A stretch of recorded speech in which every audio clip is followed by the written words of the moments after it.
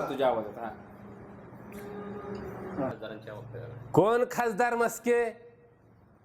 मुळात नरेश मस्के म्हणजे ठाणे जिल्ह्याला लागलेली दलिंद्री आहे. गद्दारी करून ठाण्याच्या गटारीमध्ये उगम पावलेला नरेश मस्के, अरे तुझी अवकात आहे का?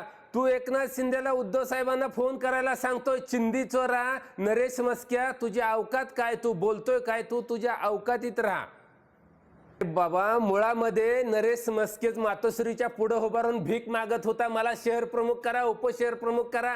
उद्धव साहेबांनी असल्या चिंदीचोर नरेश मस्क्याला नगरसेवक केला, शहर प्रमुख केला. ती त्याची अवकात विसरलाय. मुळात नरेश मस्के ही खरंच चिंदीचोर होता हो.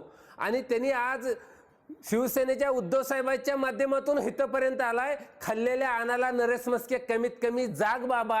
एवढं पण नीच वरती, एवढी पण घाणारडी गटारीसारखी वृत्ती राहू नये. एवढं खालच्या दर्जाचं राजकारण नरेश मस्के करू नका.